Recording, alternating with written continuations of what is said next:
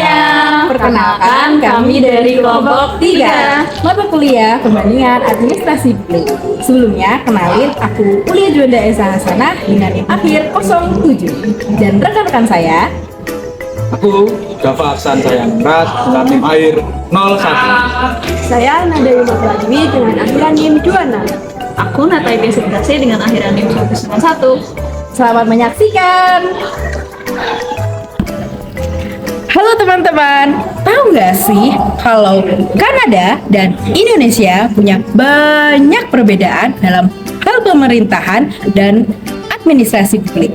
Yuk kita bahas bareng-bareng lewat pendekatan ekologi dan sistem. Selamat menyaksikan. Kanada merupakan negara yang luas dan dingin, sedangkan Indonesia merupakan negara yang tropis dan terdiri dari ribuan pulau. Nah, ternyata ini tuh berpengaruh banget loh ke dalam pemerintah dalam cara mengelola suatu negara. Di Kanada, provinsi memiliki kewenangan strategis untuk mengelola wilayahnya. Di Indonesia sendiri, walaupun memiliki sistem desentralisasi, namun kewenangan masing-masing provinsi untuk mengelola daerahnya masih terbatas, terutama di daerah-daerah terpencil. Dari segi bentuk negara, Kanada sendiri merupakan sebuah negara federasi, sedangkan Indonesia merupakan negara kesatuan yang sangat luas. Sedangkan untuk sistem pemerintahan di Kanada merupakan sistem pemerintahan parlementer, di Indonesia sendiri menganut sistem presidensial. Indonesia dan Kanada merupakan dua negara yang terbentang luas di dua belahan dunia yang berbeda, namun menyimpan kompleksitas geografi dan pendekatan ekologi yang sama-sama menarik untuk dipelajari. Indonesia merupakan sebuah negara kepulauan di kawasan tropis, dikenal sebagai negeri 1000 pulau dengan lebih dari 17.000 pulau yang membentang dari Sabang hingga Merauke. Bentang alam Indonesia sangat beragam, baik dari pantai, gunung berapi, hutan hujan tropis, hingga terumbu karang yang indah. Namun, keberagaman ini juga membawa tantangan, akses pelayanan publik yang tidak merata, infrastruktur yang timpang, serta resiko bencana alam yang tinggi. Berbeda dengan Indonesia, Kanada justru luas dalam arti daratan. Negara ini adalah yang kedua terluas di dunia setelah Rusia, dengan lanskap yang didominasi oleh hutan boreal, danau besar, dan wilayah bersalju di utara. Penduduknya terkonsentrasi di sepanjang perbatasan selatan dekat Amerika Serikat, menjadikan wilayah utara tetap luas namun jarang dihuni. Tantangannya berbeda, yaitu bagaimana menjangkau komunitas kecil di wilayah terpencil, terutama komunitas adat yang tinggal jauh dari pusat-pusat ekonomi. Geografi bukan hanya sekedar peta atau bentang alam, ia adalah fondasi dari bagaimana suatu negara merancang sistem pemerintahannya. Pendekatan ekologi dalam ilmu administrasi publik mengingatkan kita bahwa kebijakan yang baik tidak bisa lepas dari konteks sosial, budaya, dan lingkungan fisik tempat kebijakan itu diterapkan. Kanada dikenal dengan tata kelola yang kuat dan berbasis data. Pendekatan ekologinya tercermin dalam pengakuan hak masyarakat adat atas tanah dan sumber daya, serta integrasi mereka dalam proses pembuatan kebijakan. Banyak wilayah konservasi dikelola langsung oleh komunitas First Nation dengan prinsip keberlanjutan yang dijunjung tinggi sejak turun-temurun. Di Indonesia sendiri, pendekatan ekologi seringkali muncul dalam bentuk kearifan lokal, misalnya tradisi sasi laut di wilayah Maluku dan Papua yang mengatur waktu dan tempat penangkapan ikan demi menjaga keseimbangan ekosistem. Sayangnya, pendekatan seperti ini sering diabaikan dalam sistem birokrasi formal yang lebih sentralistik dan seragam.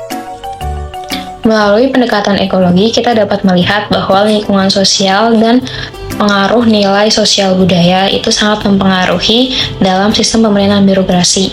Di Kanada sendiri sangat dipengaruhi oleh nilai sosial, profesionalisme yang sangat kuat, sedangkan Indonesia masih dipengaruhi oleh nilai-nilai lokal yang mendominasi. Dalam pendekatan sistem, kita akan berfokus pada bagaimana lembaga-lembaga pemerintahan bekerja. Di Kanada sendiri, struktur lebih fleksibel dan juga lebih otonom. Sementara di Indonesia, kadang terhambat oleh ego sektoral. Pendekatan sistem mengkaji bagaimana struktur pemerintahan bekerja secara keseluruhan. Di negara Kanada dan juga Indonesia memiliki beberapa persamaan. Yang pertama, kedua negara memiliki sistem pemerintahan yang menempatkan eksekutif, legislatif, dan juga yudikatif sebagai elemen utama yang saling berkaitan. Kedua, sistem administrasi publik antar kedua negara dipengaruhi oleh dinamika politik dalam negeri. Yang ketiga, Indonesia dan Kanada menekankan pentingnya kerjasama dan hubungan yang sinergis antar lembaga pemerintahan. Keduanya juga memiliki perbedaan. Yang pertama, Indonesia menerapkan sistem pemerintahan presidensial, sedangkan Kanada menggunakan sistem parlementer. Yang kedua, struktur administrasi Indonesia diatur secara rinci dalam Undang-Undang Dasar 1945, sedangkan Kanada didominasi oleh konvensi konstitusional. Yang ketiga, Indonesia, pengangkatan pejabat tinggi negara dilakukan oleh Presiden dengan persetujuan DPR, sedangkan di Kanada, Perdana Menteri memiliki kewenangan yang sangat besar dalam menunjuk pejabat tinggi. Yang keempat, birokrasi di Indonesia cenderung bersifat kaku dan sangat terpusat, sedangkan birokrasi Kanada lebih fleksibel dan otonom. Yang terakhir, koordinasi antar lembaga di Indonesia sering terhambat oleh ego sektoral dan tumpang tindih kewenangan, sementara di Kanada hubungan antar lembaga lebih terstruktur dan didukung oleh komunikasi yang profesional serta sistem yang stabil. Kanada sudah menerapkan pendidikan multikultural sejak 1972 loh, sementara di Indonesia baru bergerak aktif setelah era reformasi. Keduanya berjuang untuk masyarakat yang lebih toleran. Pendidikan multikultural di Indonesia muncul setelah runtuhnya rezim Orde Baru pada tahun 1998. Masa ini ditandai dengan berbagai konflik horizontal. Masyarakat dan pemerintah mulai menyadari pentingnya pendidikan sebagai sarana untuk mencegah diskriminasi dan konflik serta membangun toleransi dalam masyarakat yang pluralistik.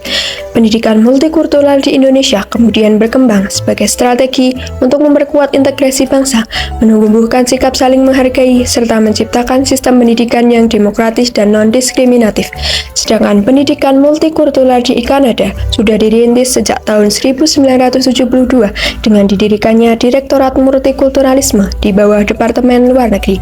Tujuannya adalah untuk mendorong integrasi sosial, memperkuat hubungan antar kelompok budaya, dan menciptakan masyarakat yang harmonis.